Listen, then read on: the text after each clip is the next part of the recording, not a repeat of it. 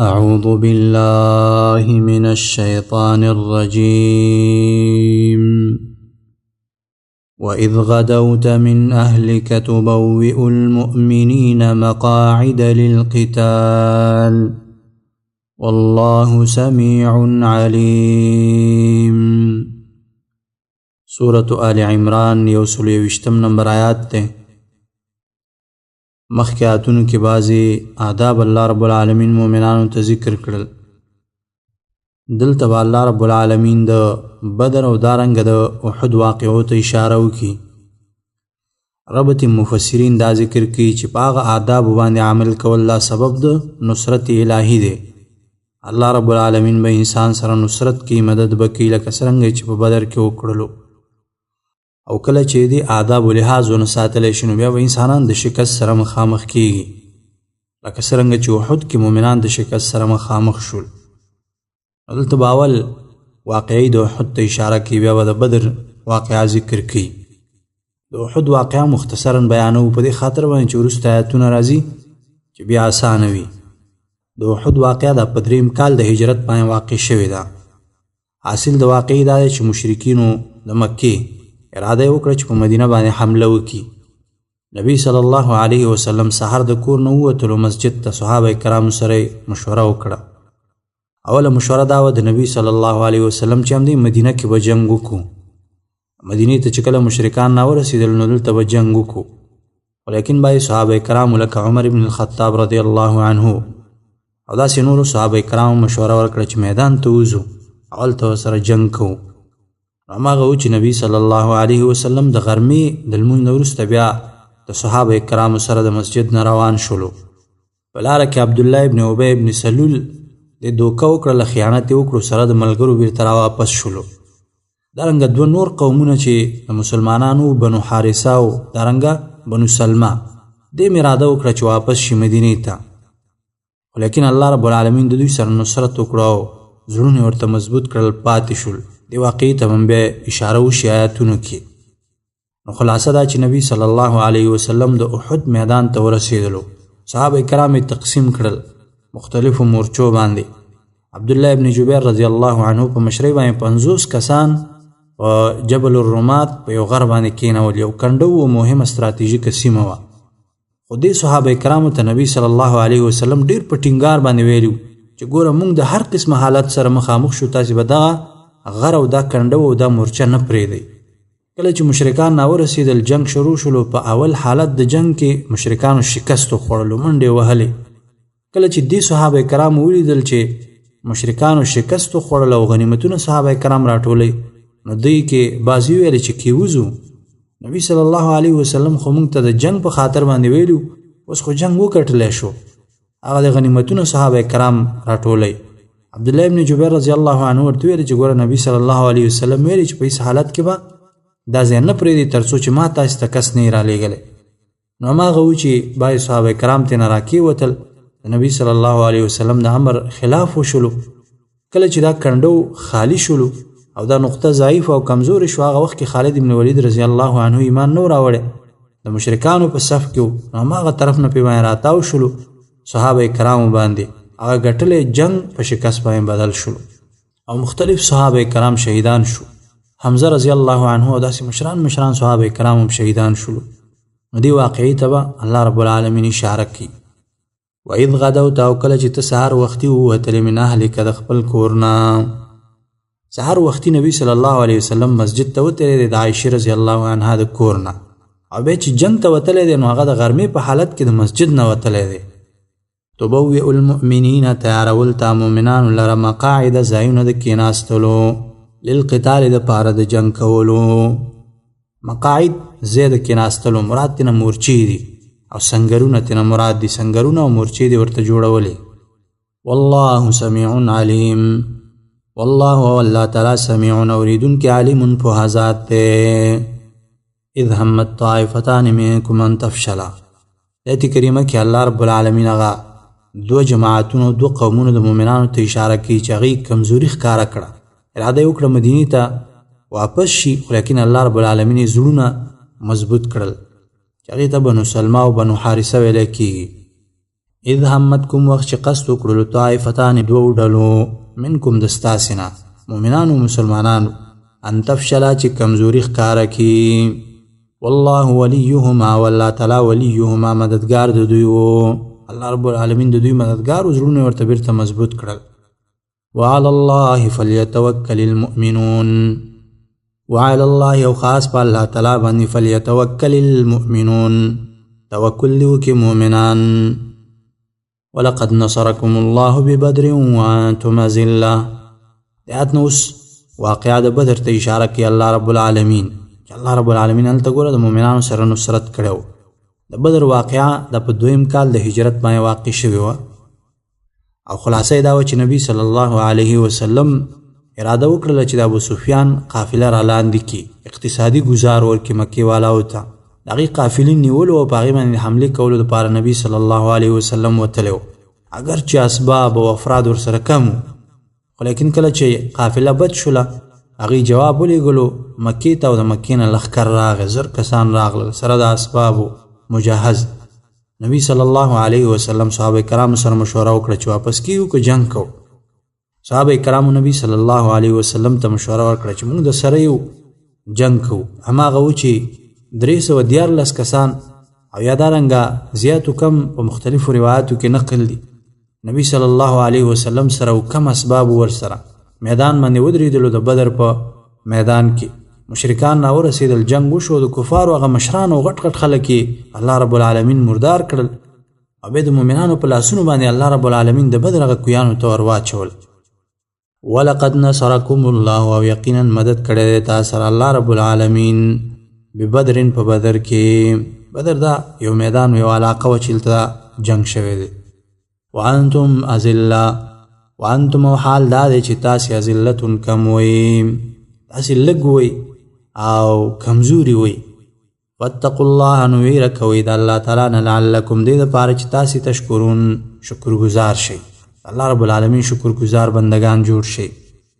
اذ تقول للمؤمنین لن یکفیکم ان یمدکم ربکم ب3,000 من الملائکة منزلین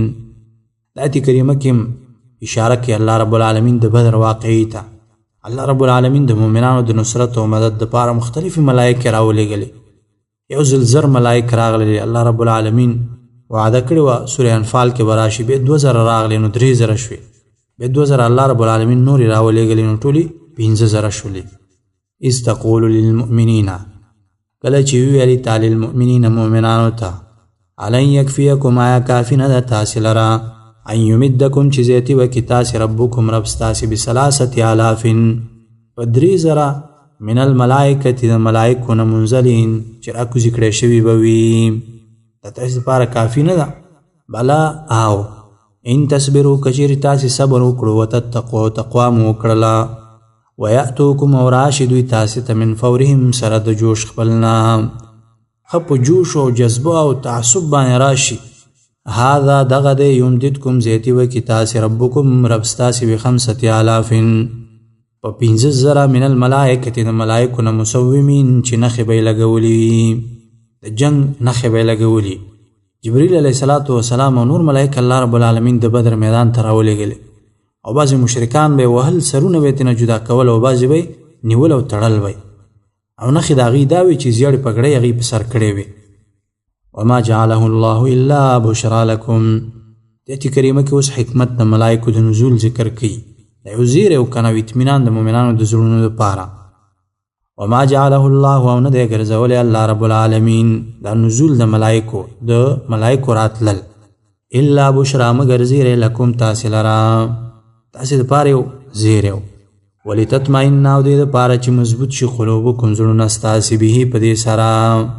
دوی باندې ستاسې زړونه مضبوط کړي الله رب العالمین وما النصر الا من عند الله دې کې جواب دی وهم کوي هغه دا دی چې ملایکې هم ګوره نصرت کولی شي که نه مدد کولی شي دې سره هم د نصرت او د مدد اختیار شته جواب دا د الله رب العالمین نصرت و وما النصر او نه دی مدد الا من عند الله مگر خاص د الله د طرف نه دی العزیز چې زورور الحکیم و حکمتونو والا ذات دی لیقطع طرفا من الذین کفروا لیکن نور حکمتونه لیقطع دې دپاره چې کټ کې طرفا یوه برخه من الذین د هغه کسانو نه کفرو چې کفر یې کړی او یکبتهم یا به ذلیل کې دوی یا به دوی ووژني او یا به دوی ذلیله کي شرمنده به وتښتي دې میدان نه فینقلبون واپس به وګرځېږي دوی خائبین ناامیدي کوونکي لیس لک من الامر شیء او یتوب علیهم د آیت کریمه تعلق لري د احد د غزا سره کله چې صحابه کرامو ته شکست ورسېدلو نقصان ورته ورسېدلو نبی صلی الله علیه وسلم خیری وکړلې دی مکې مشرکانو ته لعنت په دوی باندې ویلي الله رب العالمین د آیات کریمه راولېږلو چې دوی هلاکت ستا په اختیار کې نه دی الله رب العالمین تصرف دی او اختیار دی هلاکي او یا الله رب العالمین دوی ته هدایت کوي لیس لک نشته تعالی من الامر د کار د دوی نه شیء هیڅ اختیار او یتوب تر دې پورې چې الله رب العالمین به رحم وکړي علیهم په دوی باندې توفیق د ایمان به ورکړي او یعذبهم او یا به عذاب ورکړي الله رب العالمین دوی ته فانهم یقینا دوی ظالمون ظالمان دي ولله ما فی السماوات وما فی الارض د آیت کریمه کې اوس الله رب العالمین اثبات د توحید په تصرف کوي الله رب العالمین متصرف ذات دی قادر دی هر څه دغه په اختیار کې دی ولله یو خاص د الله په اختیار کې ما هغه څیزونه دي فی السماوات چې په اسمانونو کې دي وما هغه څیزونه فی الارض چې په ځمکه کې دي یغفر بخنه کوي لمن یشاء چاته چې وغواړي ويعذب عذاب ورکوي من یشاء چاته چې وغواړي والله غفور رحیم والله والله تعالی غفور بخنه کوونکی رحیم رحم کوونکی ذات دی یا ایها الذین آمنوا لا تأکلوا الربا اضعافا مضاعفا آیات نورسته اوس الله رب العالمین ناشنا آداب ذکر کوي او دا هغه آداب دي چې دا د هزیمت او د شکست نه بچ کوونکي اسباب دي دی آداب و لحاظ چې کوم انسانو ساتي نو الله رب العالمین به د شکست نه او د هزیمت نه بچ کی اول آیات کې ادب دا دی چې مؤمنانو د سود نه ځان ساتي ځکه سود کول د الله رب العالمین سره د جنگ اعلان کول دي نو کله چې انسان د الله رب العالمین سره په جنگ باندې اخته شي نو به وکړه دا غم رسته او مدد کوي یا ایها الذین آمنوا یا کسانو چې ایمان راوړې لا تأکلوا مخری الربا سود اضعافا مضاعفه دو چند اضعافا مضاعفه دو چند ځکه ویلې چې کله دې سود کې هغه وخت او نیټه د سود پوره شي او دغه سود کوونکي ته پیسې ورنکي ربا والا ته نو دې په باندې هغه پیسې نورم دو چند کی نو دې د وجې نه ورته ویل چې اضعافا مضاعفه واتقوا الله لعلكم تفلحون دې جمله کې بل ادب دی هغه تقوا حاصلول دي الله رب العالمین نو ویره کول دي واتقوا الله ویره کوي دا الله نه لعلکم دې لپاره چې تاسو تفلحون کامیاب شئ تقوا یو اساسي سبب دی کنه د فلاح او د کامیابی واتقوا النار او ځان بچ کړئ د اور نه التي هغه اعدت چې تیار کړی شوی دی للکافرین د پاره د کافرانو حرام مکوئ سود مکوئ د دې په وجه باندې د جهنم د اور نه تاسو ځان بچ کړئ واطيعوا الله والرسول لعلكم ترحمون دا بل ادب الله رب العالمین او د نبی صلی الله علیه وسلم اطاعت کوي دا اساسی اسباب دي لپاره د فلاح او د کامیابی او د شکست نه د بچ کېدلو واطيعوا الله او تابعداري کوي د الله او رسول او د رسول نبی صلی الله علیه وسلم تابعداري کوي لعلکم دې لپاره چې پتا سي باندې ترحمون رحم وکړي شي وسارعوا الى مغفرة من ربكم دې بل امر ذکر کی الله رب العالمین نا مغفرت طلب کول هغه ته مسارعت وکي جلدی وکي هغه اسباب هغه امور هغه اعمال ته مسارعت وکي جلدی وکي چې پاغه سره د الله رب العالمین مغفرت حاصلېږي وسارعوا جلدی کوي الى مغفرة بخنتا من ربكم د طرف درب استاسنا وجنت او جنت عرضها چې پلنواله دغه السماوات او اسمانون والارض او زمکه دا هغه جنت ته تاسو مخکواله وکي چې دغه پلنواله د اسمانونو د زمکه په اندازه باندې پلنواله او دا قانون دی چې عرض د طول نه کم وي نو طول او وګدواله خو چې دی دغه علم الله رب العالمین ته دی پلنواله د اسمانونو او د زمکو په اندازه باندې وعدت تیار کړی شوی دی للمتقین د پاره د متقیانو الله رب العالمین نه ویریدونکو انسانانو او تقوادارو انسانانو دپاره ده تیار کړی شوی دی. ځکه سوره مریم کې به هم راشي تلک الجنة التي نورث من عبادنا من كان تقیا. دا جنت پنګ په میراث کې ورکوو هغه خلکو ته چې هغوی تقواداره وي، د الله رب العالمین نه تقوا کوي. الذين ينفقون في السراء والضراء والكاظمين الغيظ. د آیت کریمه کې اوس الله رب العالمین د متقیانو حال ذکر کوي، د هغوی صفات به ذکر کوي. ناشنا او ښایسته صفات دي. الذين هغه خلک ينفقون چې خرچه کوي فی السراء په خوشحالۍ کې، والضراء او په تکلیف کې، خوشحالۍ او تکلیفونو کې هغوی خرچې کوي، انفاق کوي. والکاظمین الغیظ دا بل صفت دی. والکاظمین الغیظ او خوړونکي د غصې دي، د خپله غصه دا خوري او تیروي. والعافین او معافي کوونکي دي عن الناس د خلکو نه، خلکو ته معافي کوي. والله يحب المحسنین کې بل صفت چې دی احسان کوونکي دي، احسان. والله الله تعالی يحب المحسنین مینه کوي د احسان کوونکو سره. والذین اذا فعلوا فاحشة او ظلموا انفسهم. آیاتونو کې اوس نور صفات د هغوی ذکر کوي. والذین او دا هغه کسان دي اذا فعلوا کله چې وکړي فاحشة یو ښکاره ګناه وکړي، ښکاره ګناه، او ظلموا یا ظلم وکړي انفسهم په خپلو ځانونو باندې. اذا فعلوا فاحشة نه مراد بعضې مفسرین وایي کبیره ګناه، او ظلموا انفسهم نه مراد صغیره ګناه، او داسې نور مختلف تفسیرونه اهل علم کړي دي. که کبیره ګناه وکړي که صغیره ګناه وکړي نو ذکروا الله نو یاد کړي الله لره، الله بېدستي را یادوي. فاستغفروا نو بخښنه وغواړي لذنوبهم دپاره د ګناهونو خپلو. الله رب العالمین دستي را یاد کړي د ګناهونو بخښنه وغواړي د الله رب العالمین نه. ومن یغفر الذنوب او څوک دی چې وبخي الذنوب ګناهونه الا الله سوا د الله نه، الله نه سوا بل څوک د ګناهونو بخښونکی نشته دی. ولم يصروا على ما فعلوا دې کې بل صفت د متقیانو ذکر کوي، او حاصل دا دی چې دوی په ګناهونو باندې همیشوالی نه کوي. ولم يصروا او همیشوالی نه کوي دوی علی ما په هغه ګناه باندې فعلو چې وکړي دوی چې کومه ګناه وکړي په هغې باندې همیشوالی نه کوي. وهم یعلمون او دوی پوهیږي چې الله رب العالمین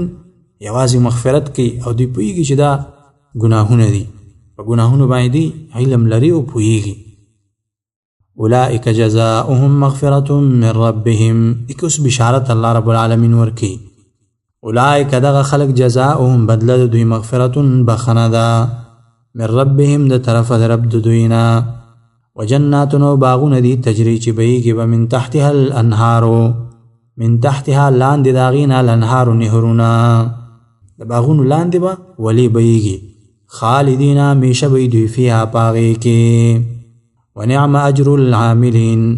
ونعم او ښه دی اجر العاملین اجر د عمل کوونکو. قد خلت من قبلکم سنن فسیروا فی الارض. د آیت کریمه کې اوس الله رب العالمین تخویف هم ورکوي د دې په خاطر باندې چې مؤمنان د مکذبینو او دارنګه د بدو خلکو صفاتو نه ځان وساتي، هغوی عاقبت ته دې وګوري که نه.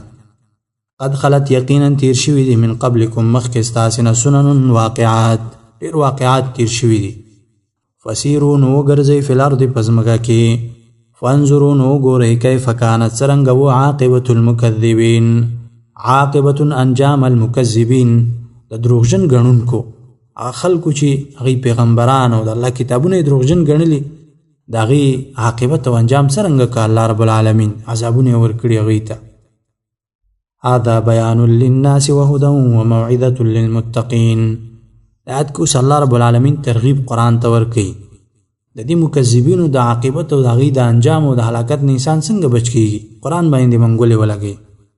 هذا بیان دا قرآن کریم بیان وضاحت للناس د پاره د خلکو، وهدى او هدایت دی، و موعظة او پند او نصیحت دی للمتقین د پاره د متقیانو. ولا تهنوا ولا تحزنوا وانتم الاعلون ان کنتم مؤمنین. د آیت کریمه کې الله رب العالمین مؤمنانو ته متقیانو ته تسلی ورکوي. ولا تهنوا سستی مه کوئ د جهاد نه سستی مه کوئ. ولا تحزنوا مه غمژن کیږئ،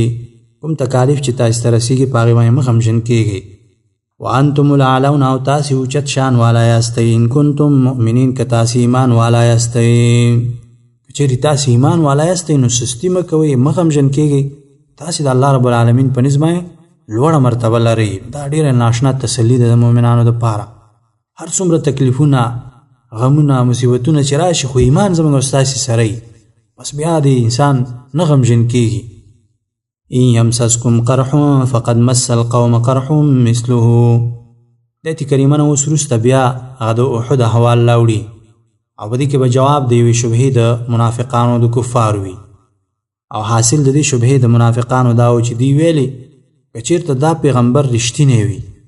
رښتیا پیغمبر وي، نو د شکست ولې خوړلو؟ نو دې آیت کریمه کې به الله رب العالمین یو تسلي هم ورکوي او نور به د دې ځای نه وروسته علتونه ذکر کړي چې الله رب العالمین دا حالت په احد کې ولې راوستلو، دا علت دی او دا علت دی او داسې نور مختلف علتونه به الله رب العالمین ذکر کړي. ان یمسسکم که رسېدلی دی تاسو ته قرح زخم، تاسو ته زخم ورسېدلو، فقد نو یقینا مس القوم رسېدلی دی قوم ته، کافرانو ته رسېدلی دی قرح مثله زخم مثله د دې په شان، د دې په شان هغوی ته هم زخم رسېدلی دی، هغوی موژلی شوي دي، زخمین شوي دي او داسې نور. وتلک الایام او دا ورځې نو داولها مونږ اړو راړو بین الناس په مابین د خلکو کې. دا جنګ خو چې دا د یوه بوقه ده، کله به یې تراخیږي او کله به یې دشمن. د دې وجې نه بعضې خلکو کې عجیبه صفت او عجیبه مفکوره موجوده وي. کله چې مجاهدینو ته په یوه غزوه کې شکست میلاو شي یا هغوی د تلفاتو د نقصان سره مخامخ شي یا دشمن ته نه څه ساحې ونیسي، نو بس دوی دستي دا فکر کوي چې دا په باطله باندې وي. دا د بطلان کوم دلیل نه دی. نبی صلی الله علیه وسلم ته ګوره احد کې دا نقصان ورسېدلو، شکست ورته ورسېدلو، نبی صلی الله علیه وسلم زخمی شلو، صحابه کرام شهیدان شلو. دا دغه په بطلان باندې دلیل نه و او دا د منافقانو عقیده او نظریه وه چې دې شکست په وجه باندې نبی صلی الله علیه وسلم ته د بطلان نسبت کولو. نه دا جنگونه دي بس کله به فتح او کله به شکست راځي، نو دا د مجاهدینو په بطلان باندې دلالت نه کوي. وليعلم الله الذين آمنوا، دې کې بل علت ذکر کوي. دې غزوه او دې حالت کې الله رب العالمین حکمت او علت داو چې مؤمنان تاسې کې ښکاره کړي، او دارنګه بل علت په الله رب العالمین ذکر کړي چې د تاسې نه شهدا ونیسي. تاسې د شهادتونو ارمان کوو چې الله رب العالمین شهادتونه درته نصیب کړي. وليعلم الله، او دې دپاره چې ښکاره کړي الله تعالی الذین کسان آمنو چې ایمان یې راوړی. منافقان وتښتېدل که نه او مؤمنان په میدان باندې ورته پاتې شو. ویتخذ ونیسي منکم ستاسې نه شهداء شهیدان، تاسې نه شهیدان ونیسي. دا ډېر اوچت مقام دی د شهادت چې الله رب العالمین تاسې ته شهادتونه در نصیب کړي، ځکه تاسې ارمان کول وروسته آیات کې به راشي. دې د وجې نه دا شهادتونه بغیر د دې نه چېرته میلاویږي. والله الله تعالی لا يحب نه خوښوي الظالمین ظالمان. وليمحص الله الذين آمنوا ويمحق الكافرين، دې کې نور علتونه ذکر کوي. وليمحص الله، او دې دپاره چې پاک کړي الله تعالی الذین کسان آمنو چې ایمان یې راوړی، ويمحق الكافرین، او ختم کړي کافرانو. ويمحق الكافرین نه مراد هغه کافران دي چې د احد په غزوه کې برخه اخیستې وه، الله هلاک کړل که نه، ځکه د نبی صلی الله علیه وسلم او د دین اسلام په دشمنۍ کې دی واقع شو او اسلام او ایمان قبول نه کړلو. دا لوی هلاکت دی د انسانانو لپاره. ام حسبتم ان تدخلوا الجنة ولما يعلم الله الذين جاهدوا منكم ويعلم الصابرين. د آیت کریمه کې الله رب العالمین اوس بل علت ذکر کوي، هغه علت دا دی چې جنت ته تاسې څنګه ننوځئ. تاسې باندې چې دا مشکلات رانشي، مصیبتونه رانشي، سختۍ رانشي، تکالیف رانشي، نو تاسې به څرنګه جنت ته ننوځئ. ام حسبتم، ګمان کوئ تاسې ان تدخلوا الجنة چې داخل بشئ جنت ته،